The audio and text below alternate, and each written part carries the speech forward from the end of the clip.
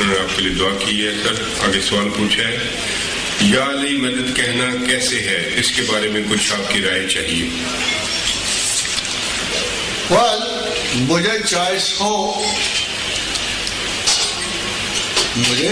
ہو تو میں تو پھر یا اللہ ہی کو مدد کے لیے پکاروں گا. نہیں کہ مجھے علی سے محبت نہیں ہے, یہ بھی نہیں کہ میں. اب آپ دیکھیں کہ یا علی سے تو مدد طلب کرنا ایک رسم ہے. چلیے ہمارا ایک گروہ ہے جو بڑی فرملی فیتھ رکھتا ہے جناب علی کرم اللہ وجہہ پر, ان کو حل المشکلات سمجھتا ہے بہت بات. مگر کبھی آپ نے سنا یا ابو بکر مدد فرماؤ, یا کبھی سنا یا عمر میری مدد فرماؤ؟ نہیں سنا آپ نے, میرا خیال ہے نہیں سنا. تو وجہ یہ ہے کہ یہ ایک ٹوٹل کنسنٹریٹو ہے. یہ بھی نہیں ہوا. مگر اگر آپ نیچے اترا اس کے نیچے تو آپ کو معلوم ہوگا کہ مسلمانوں میں ایک پرٹیکولر ایسے بھی لوگ کہتے ہیں یا شیخ عبد القادر جیلانی, شیخ اللہ, یہ کہنے والے لوگ ہیں. یعنی ایک طرف ایک طبقہ جو ہے, یعنی اس وقت اگر یہ استمداد مانگنا اس طرح ہو کہ اس کے بغیر چارہ ہی نہیں چلتا, تو میرا خیال یہ ہے کہ سب سے زیادہ حقدار تو اللہ اور اس کے رسول کے ساتھ ہی ہیں. جیسے یہ علی کرم اللہ وجہہ ہیں, عمر ہیں, ابو بکر ہیں. تو میرا خیال یہ ہے کہ ہمارے پاس ان سے بہت بزرگ و برتر ہستیاں مدد مانگنے کے لیے موجود ہیں. اور اگر آپ نے ان چھوٹے چھوٹے رستوں سے ہی بالائی منزل تک پہنچنا ہے, تو جب وہ آپ کو ایک براہ راست آفر دے رہے ہیں, فار ایگزامپل ایک بہت بڑی جنگ تھی, بہت بڑی جنگ, وادی ایتین کی جنگ تھی. وادی ایتین سے بالڈوین اور ریجنال والڈیے کرک نے ایک دفعہ مسلمانوں کے قافلے کو پکڑ لیا. جب وہ قافلہ پکڑا تو ان میں سلطان صلاح الدین کی ایک بہن بھی تھی رشتے کی.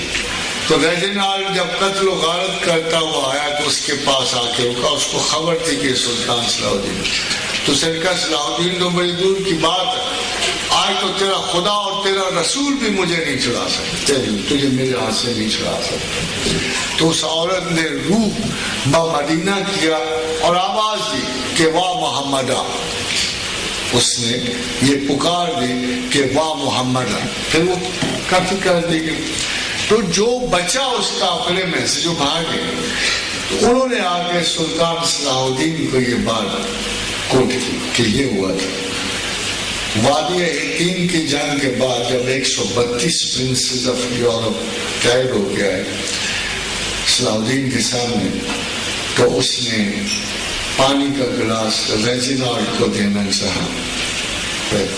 تو صلاح الدین نے قسم کھائی کہ اس شخص کو میں اپنے ہاتھوں سے قتل کروں گا. جب اس نے صلاح الدین یہ بات سنی تو ریجنالڈ کو جب پانی دے رہے تھے تو اس نے ہاتھ مارا اور پانی گرا دیا, کیونکہ عرب کا دستور ہے کہ جس کو پانی دے دیں اس کو امان دے دیں. اس کے بعد اس نے اٹھا اور اٹھ کر تلوار کا ایک ہاتھ مار کر ریجنالڈ کو نیچے گرا دیا. تمام بادشاہ گر گئے اور گھبرا گئے, ڈر گئے کہ شاید صلاح الدین ہمارے ساتھ بھی یہ سلوک کرے گا. تو صلاح الدین نے فرمایا کہ kings do not kill kings. مگر اس کا اتنا بڑا کرائم تھا کہ اس نے میرے پروفٹ پہ طنز کی تھی, اس نے میرے رسول پہ طنز کیا, کیونکہ اس نے کہا آج محمد کو بلاؤ نہ مدینے والے کو تمہاری مدد کو پہنچے. جب اس عورت نے یہ کہا نا واہ محمدہ کہ یا محمد میری مدد کو پہنچا, ایگزیکٹلی یہی واقعہ اسپین میں طارق بن زیاد کے ورود کا باعث بنا. وہاں بھی اسی طرح ٹریول کرتے ہوئے جب حاجی پکڑے گئے تو اس میں روڈریگ نے جو اس وقت گوتھک حکمران تھا, اس نے بھی قافلے کی عورتوں کو بلا کے یہی کہا کہ بلاؤ اب تم اپنے محمد کو. ایکچولی جو اس وقت کی مخاصمت کی بنیاد بنتی تھی وہ اللہ نہیں بنتا تھا. But somewhere the Christians would also believe in God.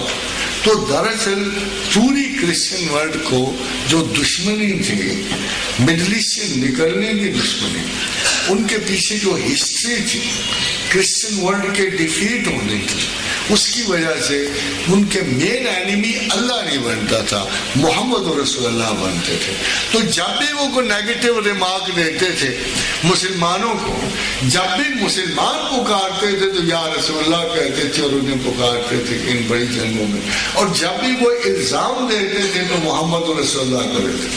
حتیٰ ایک فرینچ پادری تھا، اب دیکھو بڑا محقق، بڑا ریسرچ کرنے والا، تو اس نے اپنی ریسرچ میں لکھا کہ مسلمان جو ہیں ایک دیوتا کو پوجتے ہیں بڑا بدحیت جس کا نام موہیت ہے۔ یہ انہوں نے اپنی ریسرچ فرمائی، بڑی علم والی ریسرچ تھی کہ مسلمان جنرلی ایک دیوتا کو پوجتے ہیں جس کا نام موہیت ہے، انہیں اس کو لفظ گرامی محمد بھی ادا کرنا نہیں آیا۔ اس لیے محمد تک تو پکار آپ آج صبح شام کرتے، جب آپ تشہد میں بیٹھتے ہو تو یا ایھا النبی بھی پکاری ہے جو آپ صبح دوپہر شام کرتے، اور اس سے تو کوئی انکار نہیں۔ خالق و مخلوق کا فرق اگر ملحوظ خاطر رہے تو اللہ کے بعد اگر کوئی محبت کا مرکز ہے ایمان کا تو محمد رسول اللہ ہے۔ اور ایسے کیسے ہو سکتا ہے، ایسے کیسے ہو سکتا ہے کہ جس شخص سے، جس حضرت گرامی سے، جس ذات پاک سے آپ اتنی محبت کرتے ہو، دن میں بال بچوں سے زیادہ اس کی یاد نہ ہے؟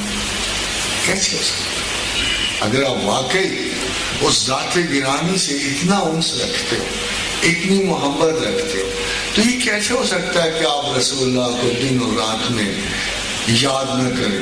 اور درود ایک صورت یاد ہے جو آپ صبح شام ان کے لیے پڑھتے ہو، سنتے ہو، یا جس کا ذکر کرتے ہو۔ اور یہ ایمان کی علامات تین ہیں۔ خدا کو ایسے ماننا کہ اس میں کوئی شریک نہ کرنا۔ جب ایمان یہاں تک آیا تو تمام احتیاط ختم ہو گئی، تمام اعتقاد ختم ہو گئے۔ اللہ کو ایسے ماننا کہ اس میں کسی ذات کو شریک نہ کرنا۔ مگر ایمان کی حلاوت بقول حدیث دوسرے نمبر پہ یہ ہے کہ محمد رسول اللہ سے ایسا پیار رکھنا جیسے کسی سے نہ رکھنا۔ فرمایا ایسی محبت کرو مجھ سے جیسے تمہیں کسی اور چیز سے نہ ہو۔ کہا عمر فاروق تمہیں مجھے سے کتنی محبت ہے؟ فرمایا یا رسول اللہ میں جان و مال ہر چیز سے زیادہ آپ کو محبت رکھتا، آپ سے محبت رکھتا ہوں۔ کہا عمر اور مگر اپنے نفس سے کم۔ کہا عمر تمہارا ایمان مکمل نہیں ہوگا جب تک تم مجھے اپنی جان سے زیادہ نہیں چاہو گے۔ فرمایا یا رسول اللہ صلی اللہ علیہ وسلم آج کے بعد آپ مجھے اپنی جان سے بھی زیادہ پیارے ہیں۔ جب تک آپ کے ایمان کا یہ حصہ پورا نہیں ہوتا، ایک اللہ میں کسی کو شریک نہ کرنا، ایک محمد رسول اللہ سے بڑھ کر، اس ذات گرامی سے بڑھ کر کسی کو نہ چاہنا، بڑی ایک امام ابن تیمیہ بڑے سخت مزاج تھے، ہر وقت لاٹھ ہاتھ میں رہتا تھا، ہر کسی دوسرے کو جاہل و کافر بھی کہہ دیتے، مجاہد اور متقی تھے مگر سخت مزاج تھے۔ اور آپ کو ہوتا ہے اکثر مسلمان اس قابل ہی نہیں ہوتے سخت مولوی کو سہارنا، سو گریزاں بھی رہے، بعد میں قید بھی ہوئے، جیل میں بھی گئے۔ تو امام ابن تیمیہ نے خواجہ ابو الحسن شاذلی کو ایک خط لکھا۔ یہ شاذلی جو ہے خواجہ ابو الحسن امام مغرب کہلاتے ہیں، الجزائر وغیرہ تمام ان علاقوں میں، جس طرح آپ کے ہاں شیخ عبد القادر جیلانی ہے، اس طرح ادھر تمام مغرب میں امام خواجہ ابو الحسن شاذلی ہے۔